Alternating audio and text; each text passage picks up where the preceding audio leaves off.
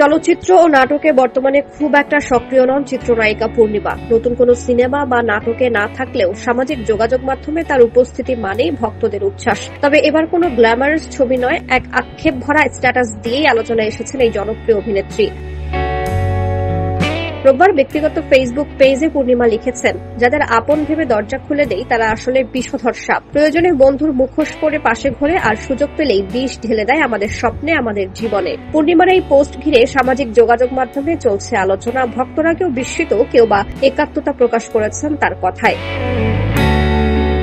পোস্টে আরো লেখেন পূর্ণিমা, যখন মানুষ জীবনের সাফল্যের শিখরে পৌঁছায় তখন কিছু মানুষ মৌমাছির মতো চারপাশে গুনগুন করে ঘুরতে থাকে। প্রশংসার ফুল ঝুড়ি ঝরিয়ে তারা সান্নিধ্যের ভান করে, কিন্তু সময় খারাপ হলে ঠিক মৌমাছির মতোই উড়ে যায় অন্য ফুলের দিকে। অভিনেত্রীর এই দার্শনিক ও রূপক ভাষার স্ট্যাটাসে অনেকেই মন্তব্য করেছেন,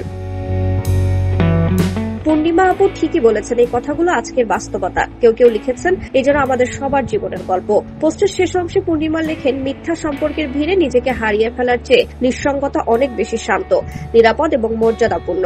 দীর্ঘ 2 দশকের বেশি সময় ধরে চলচ্চিত্র, নাটক ও উপস্থাপনায় নিজের অবস্থান দৃঢ় করেছেন পূর্ণিমা। ব্যক্তি জীবনে সাধারণত আলোচনার বাইরে থাকলেও তার এই আত্মমুখী ও আবেগঘন স্ট্যাটাস ভক্তদের মধ্যে কৌতূহল তৈরি করেছে।